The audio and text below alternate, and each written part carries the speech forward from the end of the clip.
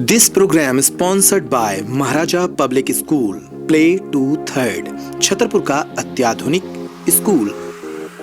छतरपुर जिले के प्रख्यात अधिवक्ता, पूर्व विधायक, समाजवादी और क्रांतिकारी विचारधारा के जुझारू नेता जगदम्बा प्रसाद निगम का अंतिम संस्कार रविवार की शाम करीब 5 बजे नौगांव रोड स्थित उनकी निजी फार्म हाउस पर किया गया। इस मौके पर जिले भर से उनके अनुयायी और समर्थक बड़ी संख्या में अंतिम विदाई देने पहुंचे। उल्लेखनीय है कि श्री निगम का देहांत शनिवार को लंबी बीमारी के चलते हो गया था। वे 94 वर्ष के थे। रविवार को उनका अंतिम संस्कार राजकीय सम्मान के साथ किया गया। अंतिम संस्कार के पूर्व उनके जवाहर रोड स्थित निवास पर अंतिम दर्शन के लिए पार्थिव देह को रखा गया, जहां सैकड़ों लोगों ने अंतिम दर्शन किए। अंतिम दर्शन के लिए जिला एवं सत्र न्यायाधीश हृदय श्रीवास्तव भी उनके निवास पर पहुंचे। इस दौरान मीसा बनती रहे श्री निगम को जिला प्रशासन की ओर से एसडीएम विनय द्विवेदी ने घर पहुंचकर पुष्प चक्र अर्पित करते हुए श्रद्धांजलि दी और शासन की ओर से परिवार को सम्मान निधि भेंट की। तदुपरांत उनकी अंतिम यात्रा नौगांव रोड पर स्थित उनके निजी फार्म हाउस पर पहुंची। यहां श्री निगम की पुत्री के पुत्र डॉक्टर ईश निगम ने उन्हें मुखाग्नि दी। अंतिम यात्रा में छतरपुर विधायक आलोक चतुर्वेदी, राजनगर विधायक नाती राजा, पूर्व विधायक शंकर प्रताप सिंह बुंदेला, पूर्व मंत्री राजा पटेरिया, पूर्व विधायक जुझार सिंह बुंदेला, पूर्व विधायक उमेश शुक्ला, भाजपा जिला अध्यक्ष मलखान सिंह, कांग्रेस जिला अध्यक्ष लखन पटेल, पूर्व मंत्री ललिता यादव, बुंदेलखंड परिवार से जयनारायण अग्रवाल, एडीजे प्रशांत निगम, वरिष्ठ पत्रकार हरिप्रकाश अग्रवाल, श्याम किशोर अग्रवाल, सुरेंद्र अग्रवाल, परिवहन विभाग के पूर्व उपायुक्त अजय गुप्ता, छतरपुर तहसीलदार सहित क्षेत्र भर से बड़ी संख्या में लोग शामिल हुए। समाजवादी विचारधारा से जुड़े प्रसिद्ध अधिवक्ता जेपी निगम का शनिवार को करीब 2:45 बजे निधन हो गया। उनके साथ काफ़ी समय बिताने वाले हमारे साथ हरि अग्रवाल जी मौजूद हैं। उनसे पूछना चाहेंगे उनके जीवन काल के बारे में और इन्हें किस तरह से आज सम्मान के साथ उनकी अंतिम संस्कार में विदाई की जाएगी। जी, आपका स्वागत है। चाचा, आप क्या कहना चाहते हैं? बहुआयामी व्यक्तित्व के धनी परम पूज्य आदरणीय निगम साहब का जन्म चरखारी स्टेट के गंज गोदौरा ननिहाल में 20 फरवरी 1928 को हुआ, शिवरात्रि के दिन। और इन्होंने प्रारंभिक शिक्षा चरखारी इंटर कॉलेज से प्राप्त की। इसके बाद उच्च शिक्षा प्राप्त करने हेतु डीएवी कॉलेज कानपुर गए। कानपुर में 1 साल पढ़ने के बाद 1 साल इन्होंने रीवा में पढ़ाई की। रीवा में पढ़ाई करने के बाद डिग्री हासिल करने के बाद LLB करने पुनः डीएवी कॉलेज कानपुर गए। और जब ये ग्रेजुएट हो गए, उसी समय से इन्होंने के अंदर राजनीति का कीड़ा खुलबुलाया और उन्होंने छात्र राजनीति से अपनी राजनीति प्रारंभ की। पढ़ाई के साथ भी राजनीति करने के कारण राजनीति के प्रखर वक्ता और प्रखर विद्वान के रूप में जाने लगे। सभी लोग वहाँ एक चुनाव हुआ था जिसमें जो है का नाम बहुत सारे वोटों को कलेक्शन करके डाक मत के रूप में लाना था, जिसको इन्होंने कम से कम 100 किलोमीटर की साइकिल यात्रा करके डाक संग्रह किया और डाक सभी सही समय पर पहुंचाई, जिससे जो कैंडिडेट इनका खड़ा हुआ था वो जीता। तभी से इनको राजनीति में आने का शौक़ पैदा हुआ और लोगों के प्रति मदद करने का जुनून पैदा हुआ।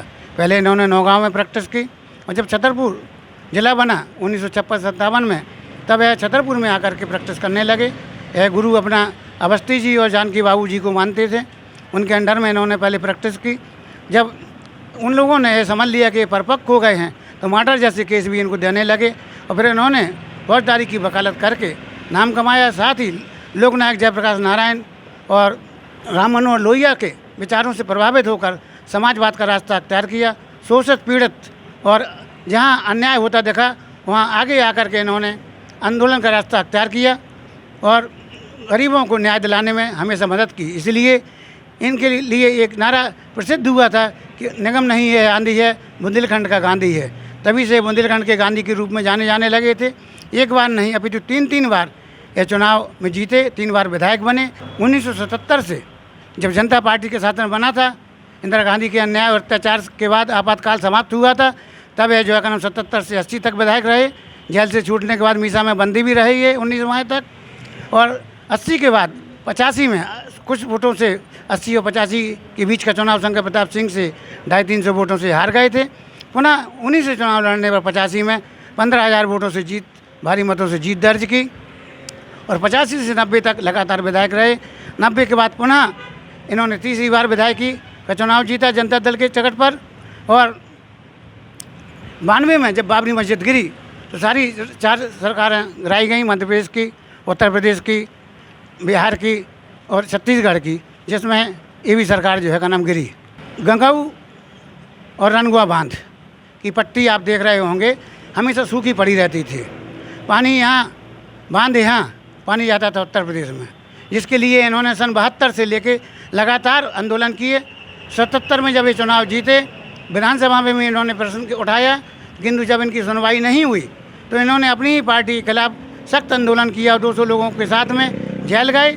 तब जाकर के मध्य प्रदेश और उत्तर प्रदेश की एक संयुक्त बैठक हुई, जिसमें मजबूर होकर उत्तर प्रदेश को मध्य प्रदेश के लिए रनगुआ पट्टी और गंगू डैम से 25% पानी देने के लिए विवश होना पड़ा। आज वहाँ पर आप देखिए, हर घर में ट्रैक्टर और हर खेत में हरियाली दिखेगी। एक नहीं, दसान पेयजल योजना जो छतरपुर में आज पल्लवित हो रही है, इन्हीं की देन है। ललितपुर सिंगरौली लाइन के लिए भी इन्होंने पत्र लिखे हैं। मेडिकल कॉलेज जो आज छतरपुर में बना रहा है, ये इन्हीं की संघर्ष की देन है। 2004 में ही इन्होंने उमा भारती जब तत्कालीन मुख्यमंत्री थी, उनको पत्र लिख करके मेडिकल कॉलेज की मांग की थी, लेकिन उस समय जब मांग पूरी नहीं हो पाई और जब मध्य प्रदेश शासन, केंद्र शासन ने 6 कॉलेज दिए, जिसमें से एक बुंदेलखंड में भी कॉलेज दिया, जो स्वास्थ्य मंत्री तत्कालीन नरोत्तम मिश्रा अपने क्षेत्र दतिया में ले गए, जिससे कुपित होकर के इन्होंने सभी लोगों को इकट्ठा करके, जिसमें आप और हम भी शामिल हुए, सारे पत्रकारों ने वो बीड़ा उठाकर आदरणीय जेपी निगम साहब के नेतृत्व में लंबी लड़ाई लड़ी 4 साल तक और विजयश्री हासिल की। जाते जाते मुख्यमंत्री शिवराज सिंह को शिलान्यास करने के लिए विवश होना पड़ा। इनके कोई यादगार पल हों जो आपको याद हों? एक नहीं, अनेकों यादगार पल। मुझ जैसा गरीब, बेसहारा और अपंग व्यक्ति आज यहाँ जिस स्थिति में आप देख रहे हैं, इन्हीं की बदौलत खड़ा हुआ है।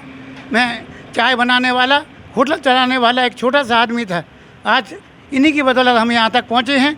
इन्होंने न केवल तन से, मन से, बल्कि अर्थ धन की भी हमें ज़रूरत पड़ी तो इन्होंने दिल खोल करके मेरी मदद की। और आज जो कुछ भी हम हैं वो आज उन्हीं की बदौलत हैं। और न केवल हम, छतरपुर के हज़ारों हजार आपको ऐसे अनुयायी मिल जाएंगे निगम साहब के, जो अपनी जान भी इनके एक शब्द पर न्यौछावर करने के लिए तैयार रहते थे। हमारे साथ हरि अग्रवाल जी मौजूद थे। इन्होंने अपनी आप बीती बताई और साथ में उनके द्वारा किए गए कार्यों की उपलब्धियां भी बताई। अब हमारे साथ उनके सहपाठी भी रहे और उनके मित्र भी कहे जा सकते हैं, वो मौजूद हैं। जी, आपका शुभ नाम? गणेश सिंह, ग्राम बगोता।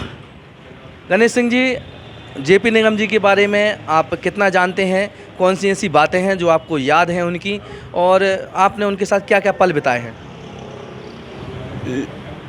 जेपी निगम साहब बाबूजी के नाम से अधिक प्रसिद्ध थे और सभी लोग बाबूजी कहवे करे। नाम तो उनका बहुत कम लोग लेते, हम लोग साथ ही बाबूजी के कहते।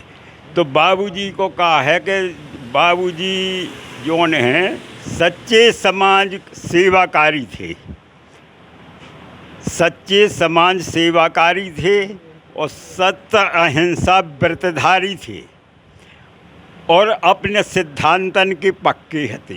मध्य प्रदेश शासन ने चरू टैक्स आंदोलन, चरू टैक्स लगा दो तो मवेशियन पे, गैया भैंसिया बकरियन पे चरू टैक्स लगने तो उनको आंदोलन करो तो निगम साहब ने, और गांव की जनता की भती और हर गांव के, और छतरपुर को जेल भर गए तो वो आंदोलन में, और रीवा को, पन्ना को, टीकमगढ़ को, दमोह, सागर ये जेल भर गए थे। इतने विचित्र भारी आंदोलन करो तो, और मध्य प्रदेश शासन झुकने आओ तो फिर चरू टैक्स वापस लेने आओ तो।